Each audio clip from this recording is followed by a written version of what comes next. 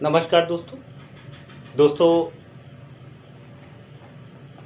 गांधी जी के व्यक्तित्व पर चर्चा करते हुए हम आगे बढ़ते हैं।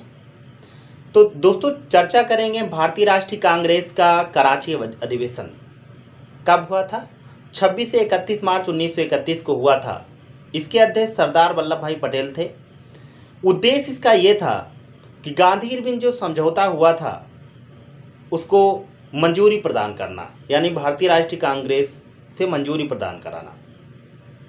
इसी सम्मेलन में, याद रखिएगा, इसी अधिवेशन में गांधी जी ने कहा था, गांधी मर सकता है, गांधीवाद नहीं। गांधी मर सकता है लेकिन गांधीवाद नहीं। तो कहाँ कहाँ कहा था? कराची में कहा था, याद रखिएगा। पूना पैक्ट या गांधी अम्बेडकर पैक्ट भी कहा जाता है इसको। 24 सितंबर 1932 को यरवदा जेल में एक समझौता हुआ था। क्यों हुआ था? उसका कारण यह था कि 1932 में 1930, 31, 32 तीन सम्मेलन हुए। तो गोलमेज सम्मेलन, तीसरे गोलमेज सम्मेलन में जो है अंग्रेजों ने अंबेडकर साहब को सांप्रदायिक पंचायत प्रदान किया था, यानी पृथक निर्वाचन का अधिकार दे दिया था। इसी के विरोध में गांधी जी यरवदा जेल में अनशन पर बैठे और 24 सितंबर जब उनकी हालत खराब हुई तो अंबेडकर साहब पर दबाव पड़ा और जिसके चलते उनको समझौता करना पड़ा। 24 सितंबर 1932 को गांधी और अंबेडकर के बीच में समझौता होता है, जिसमें हिंदुओं की तरफ से पार्टिसिपेट किया था, भाग लिया था मदन मोहन मालवीय ने, जिनको महामना कहा जाता है। और वही अगर हम बात करें अछूतों या दलितों की तरफ से भाग लिया था भीमराव अंबेडकर ने। जो आरक्षण है इसी समझौते की देन है। अब हम बात करें क्रिप्स प्रस्ताव। अगला पॉइंट हमारा है क्रिप्स प्रस्ताव। 1942 में आया था। सर स्टेफोर्ड क्रिप्स इसके प्रमुख थे। गांधी जी ने इस जो है प्रस्ताव को दिवालिया बैंक का उत्तर दिनांकित चेक कहा था, पोस्ट डेटेड चेक कहा था। गांधी जी ने कहा था यह ऐसा चेक है जिसको बैंक की सुविधा के अनुसार भुनाया जा सकता है। अब हम बात करेंगे भारत छोड़ो आंदोलन की। कब चालू हुआ था? 1942 में। 14 जुलाई 1942 को स्थान वर्धा में ये प्रस्ताव लाया गया और वहां पर प्रस्ताव पारित किया गया। बैठक के अध्यक्ष मौलाना अबुल कलाम आज़ाद थे। अखिल भारतीय कांग्रेस कार्य समिति की बैठक में इसको अनुमोदन किया जाता है। 7 अगस्त को ये बैठक होती है। स्थान था ग्वालियर टैंक, मुंबई। विशेष इसमें क्या था कि वर्धा प्रस्ताव, जो भारत छोड़ो आंदोलन प्रस्ताव था, इसकी पुष्टि की जाती है। 8 अगस्त को यह प्रस्ताव स्वीकार किया जाता है कांग्रेस के द्वारा और 9 अगस्त को भारत छोड़ो आंदोलन प्रारंभ होता है। प्रस्ताव लाया किसके द्वारा गया था? याद रखिएगा, प्रस्ताव लाया गया था पंडित जवाहरलाल नेहरू द्वारा। प्रस्ताव गांधी जी ने पंडित जवाहरलाल नेहरू और मौलाना अबुल कलाम आज़ाद के सहयोग से तैयार किया था। आंदोलन 9 अगस्त 1942 को प्रारंभ होता है। ऑपरेशन जीरो आवर के तहत महात्मा गांधी एवं शीर्ष नेताओं को जेल में डाल दिया गया। महात्मा गांधी और सरोजिनी नायडू को आगा खां पैलेस पुणे में रखा गया। वही पंडित जवाहरलाल नेहरू, जेबी कृपलानी, गोविंद बल्लभ पंत, मौलाना अबुल कलाम आज़ाद, इनको अहमदनगर में रखा गया। तो ये याद रखिएगा। भारत छोड़ो आंदोलन के दौरान गांधी जी ने कहा था करो या मरो, यानी करो या मरो का नारा कब दिया गया था? तो भारत छोड़ो आंदोलन के दौरान महात्मा गांधी ने दिया था।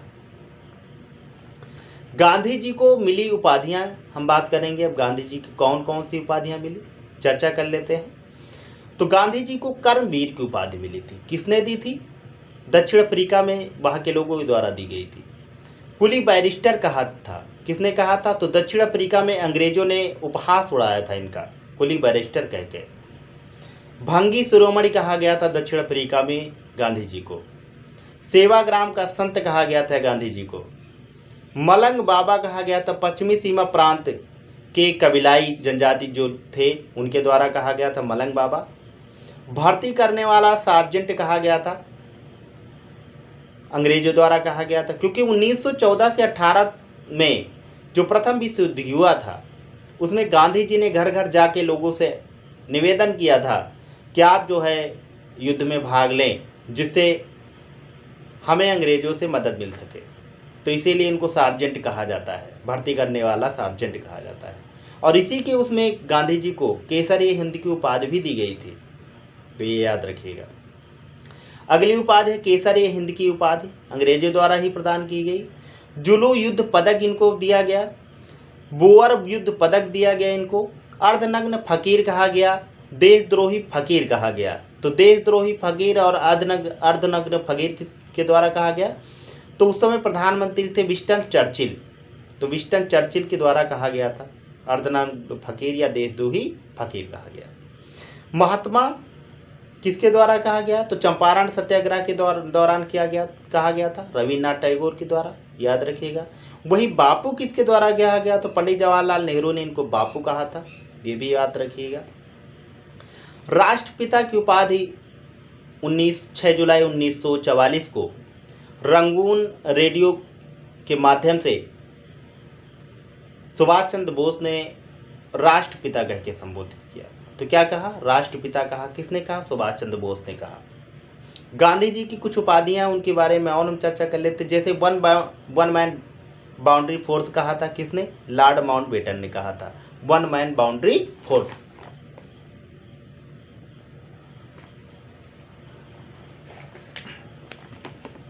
अब हम बात कर लेते हैं, गांधी जी ने कुछ लोगों को उपाधियां दी। जैसे मोहम्मद अली जिन्ना को कायदे आजम कहा गांधी जी ने। पार्लियामेंटरी सुधार ने हमारा सर्वनाश कर दिया, ये किसने कहा? तो गांधी जी ने कहा। अच्छा, पार्लियामेंटरी सुधार है क्या? तो 1919 में जो भारत सरकार अधिनियम आया था, जिसके तहत मुस्लिमों को पृथक निर्वाचन का अधिकार दिया गया था, उसे ही गांधी जी ने कहा कि इसने हमारा सर्वनाश कर दिया। तो ये बात याद रखिएगा। 1916 में गांधी जी ने साबरमती आश्रम की स्थापना की थी। इससे पहले इसका नाम क्या था? साबरमती आश्रम का नाम क्या था? तो इसे कहा जाता था सत्याग्रह आश्रम भी कहा जाता है, ये भी याद रखिएगा। हरिजन सेवक संघ की स्थापना 1932 में महात्मा गांधी द्वारा की गई। All India depressed class association की स्थापना महात्मा गांधी द्वारा की गई थी।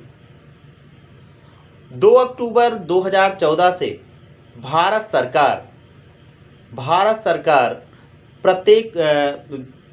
सरकार स्वच्छ भारत मिशन शुरू करती है 2 अक्टूबर 2014 से, ये बात याद रखिएगा। 2 अक्टूबर को प्रत्येक वर्ष अंतर्राष्ट्रीय अहिंसा दिवस मनाया जाता है, ये भी याद रखिएगा। ये पेट 2021 का जो पेपर हुआ था, 22 का जो पेपर हुआ था, उसमें सेकेंड शिफ्ट में पूछा गया था, याद रखिएगा। गांधी जी द्वारा निकाली गए पत्र पत्रिकाएं और पुस्तकों की हम बात करेंगे। यंग इंडिया हिंदी में निकाला था गांधी जी ने 1919 में, अफ्रीका से निकाला था। नवजीवन गुजराती में निकाला था, सितंबर 1919 में निकाला था। हरिजन नामक पत्रिका गांधी जी ने अंग्रेजी में निकाला था, इसका प्रथम अंक 1933 में छपता है और यरवदा जेल से गांधी जी ने निकाला था। हरिजन बंधु एक समाचार पत्र था, गुजराती में था ये। हरिजन सेवक ये भी समाचार पत्र था, हिंदी में था।